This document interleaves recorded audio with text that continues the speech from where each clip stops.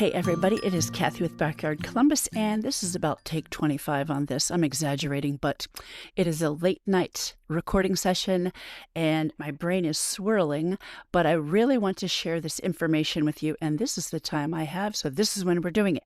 This may not be the most rock and roll episode, but I do believe that it's important information to help give you a good start for next year's garden. So today's episode is about saving and planting seeds for fall. And I think fall is a great time to plan your garden, okay? But the planting is what we're really talking about, okay? So you've been thinking about this garden that you'd like to have next year, and I'm specifically talking about a flower garden, okay? You can plant bushes and trees by seeds, but that's going to take quite a while for those to get rolling. Vegetable garden, obviously, that's an easy thing to do in the summer. You plant your seeds, no problem. Where people get into trouble is with native perennial seeds, okay? And so buying the seeds, here's where it really goes awry. Buying those seeds in the spring and planting them late spring or summer does not work. I have done this a million times before I finally learned about a process that I'm going to tell you about in just a second, okay? So let's see. I wrote all this down so I do not get lost because I don't want to be up until midnight trying to figure all of this out. Okay, I already said that.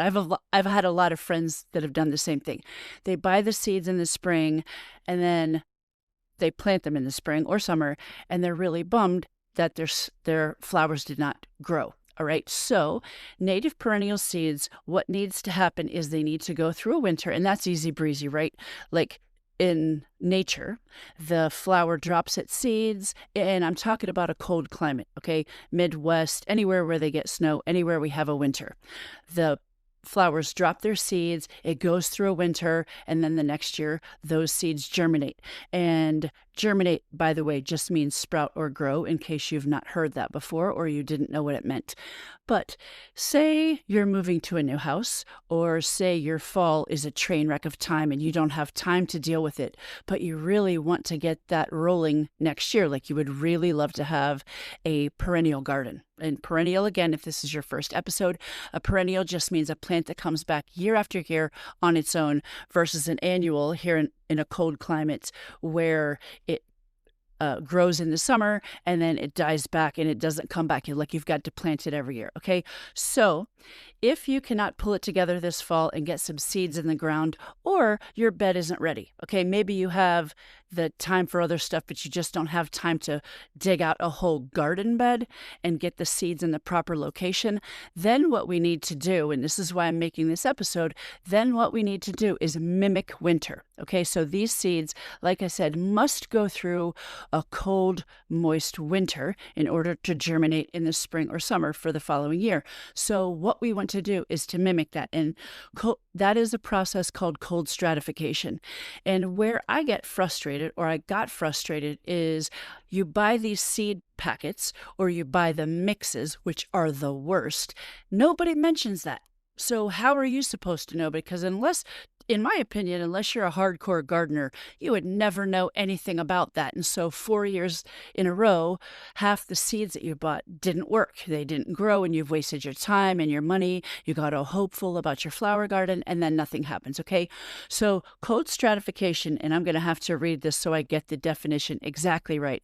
It's a process of exposing the plant seeds to a period of cold, moist conditions, like winter, to break their dormancy and trigger germination, again, to trigger them to sprout and grow.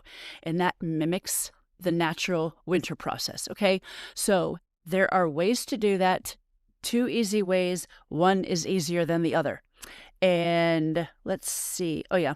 Just again to reiterate, generally speaking, native plants grown in cold climates are what we're really talking about. I mean, I'm assuming if you live in LA County, Orange County in California, like you don't even know what I'm talking about because you have glorious weather all the time. And I'm seething with jealousy every January when I see all your pictures on Instagram.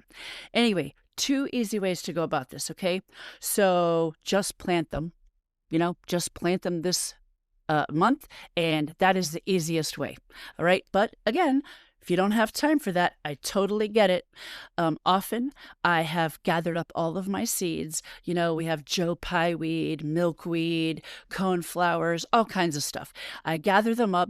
I put them in baggies only. And I'm going to get to easy way number 2. I just put them in baggies, put them in the garage, or worse yet, I put them in the basement that isn't nearly cold enough. And then listen, would the seeds be okay if I tried it again next year to do it the right way? Maybe, but I've basically just wasted a whole bunch of time gathering all my seeds because I did not store them properly. All right. So the second way, again, first easy way, just plant them in the ground this September, probably into early October. You want to get them in the ground before the frost hits and the ground gets cold, freezing, and then you can't dig and do what you're supposed to do. The second way, and I am going to read this, so if you see this on YouTube, I am not looking at the camera, is by cold stratifying these seeds, all right? And I am going to read this because I do not often get this right myself. So to cold stratify seeds, because this is not going to be on your seed packet, so you buy the seeds now, or you buy the seeds in the spring, they're going to need 1 month, let's say at least a few weeks of cold stratification. Hopefully, maybe that part will be on the seed packet, but otherwise look it up so that you don't say, 2 weeks is good enough and it needs to be a month. This part you really do want to get right to break the dormancy, okay? So if they're small seeds, we're going to put them in a damp medium with just a moist, not soaking wet, just a moist towel, all right? And we'll put those in a plastic bag.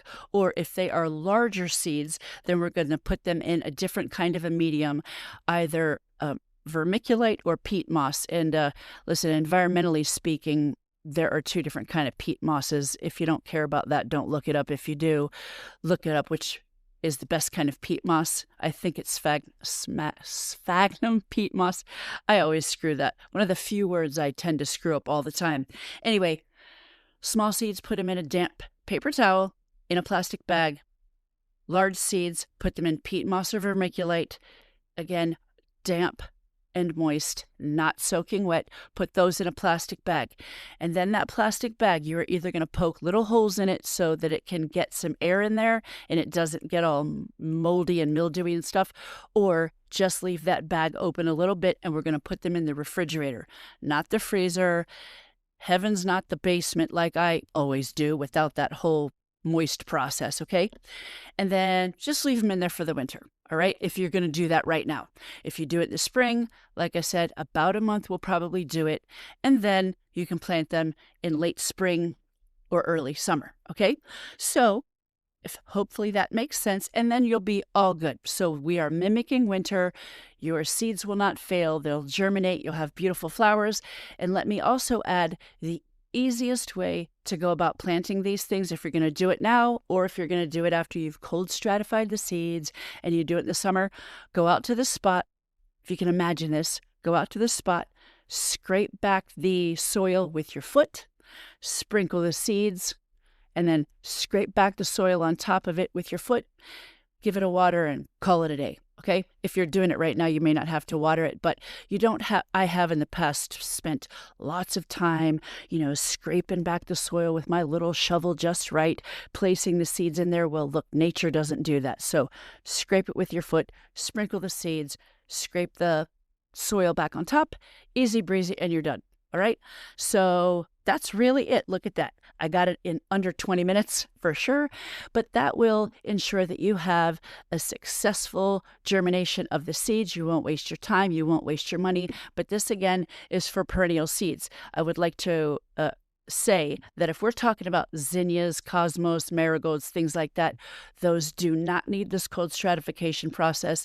And this is where it does matter that you pay attention to the seed packets. If it says perennial, and you happen to know also that it is a native perennial, like native to Ohio, native to this area of the country, versus an annual, then that's what you'd want to do with a perennial, is put them in the ground now or cold stratify them for next year's planting, okay? That is it. Hope you have a successful planting season. Have a great day. Please share this episode. It would really mean a lot to me. I'm trying to spread the word about all this kind of stuff and help folks out. So thank you for listening. Have an awesome day.